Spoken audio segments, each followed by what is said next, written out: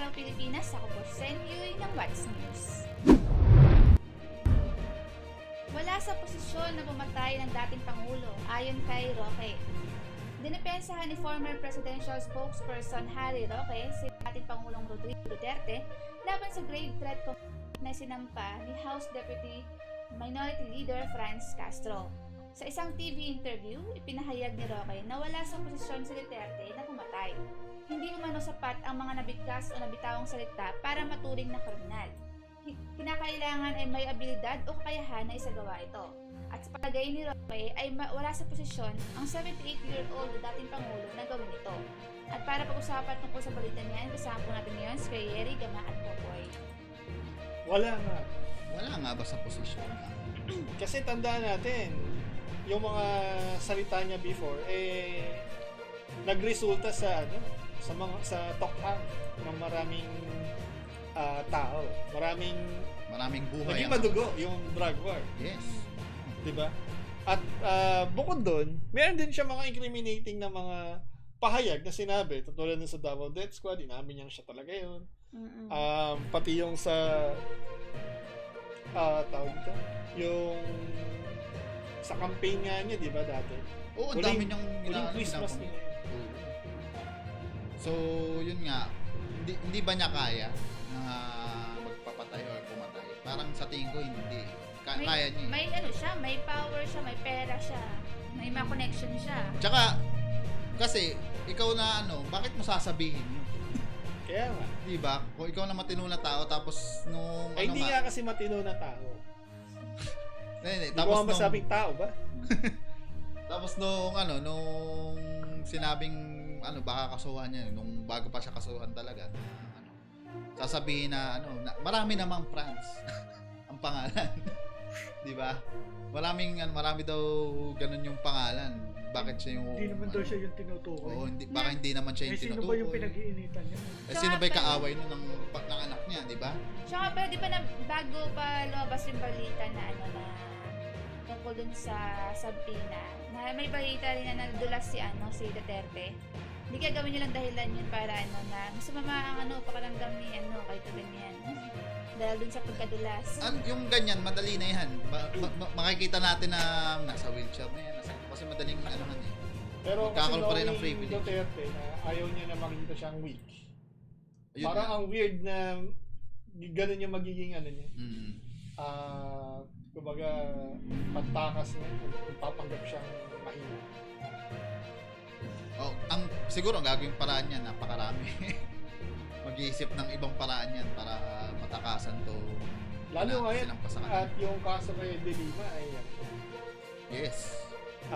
Nakapagpiyansa na dahil nga nag-atrasan lahat nung Naalala ko yung sinabi ni Roque diyan. May sinabi rin si Roque tungkol diyan sa kaso ni De Lima. Ang sabi niya, ang tawag dito, ba't di niya daw kasuhan yung mga dati niyang kasama na umamin tapos bumaliktad.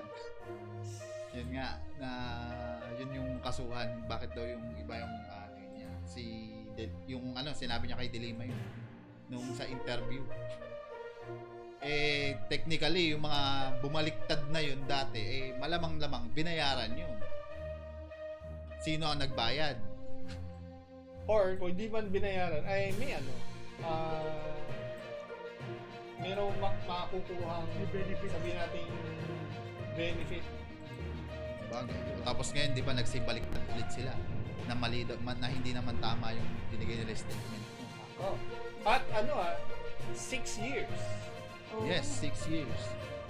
So walang takas tong pamilya na to na sirang-siraan. Kaya nga tapos yung mga fake nga daw na nasa listahan. Ang dami nun. Ang dami ring napahamak doon. Pati yung sa ito si KD din, Red tag. Red tag. hanggang ngayon may mga nagre-red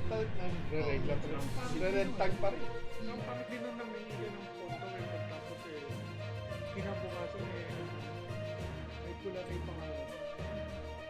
Yun nga, ang daming ang pwedeng talagang maging kaso bukod dito sa sa sinampa ni Minority Leader.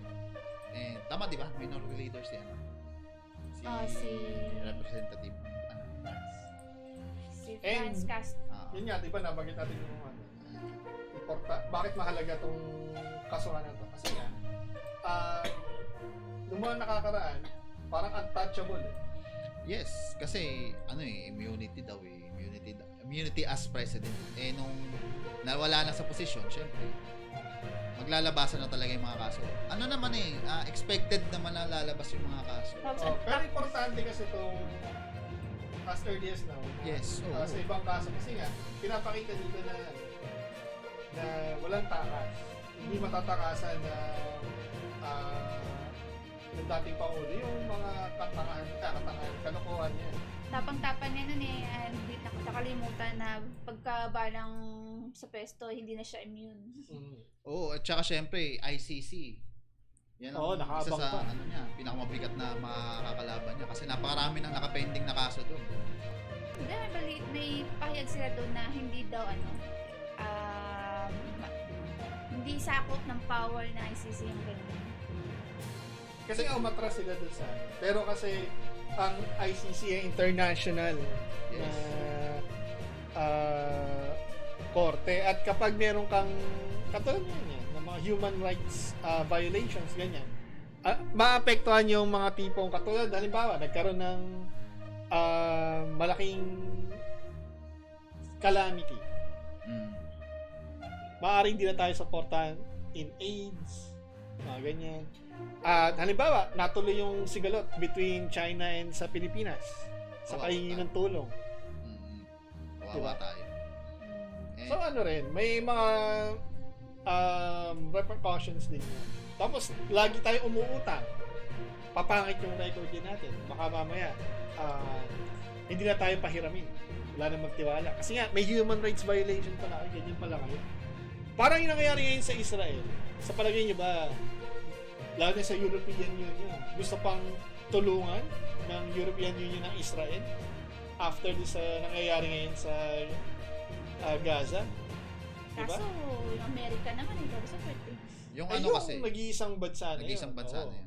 Amerika. Pero ang suporta ng binibigay nila ay armaments.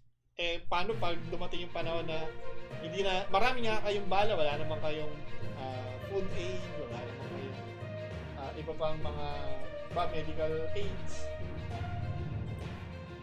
Ang suporta lang naman ng Amerika para sa Hamas. Ewan ko kung... Hindi, ang problema nga rin kasi sa Amerika, dahil karamihan din ng mga businessman sa amin, mga Jews din naman, talagang susuportahan nila. And meron din kasi isa sa mga naglalabi din sa US mga Jewish na mayayaman. Oo. Diba? At sabihin na natin may mutual interest sila dun sa nangyayari sa lugar. So, yun. At pagdating naman dyan kay dito sa kaso ni Duterte, abangan natin yung mga susunod na Ano pa ba yung mga madadagdag? Abangan natin yung mga madadagdag na kaso. Siyempre, abangan din natin yung kilos ng ICC. Anong pala sa Ano ba tayo? Tawag dito... Umiwalay ba tayo sa ICC nung panahon ni Duterte? Alam ko, umiwalay tayo.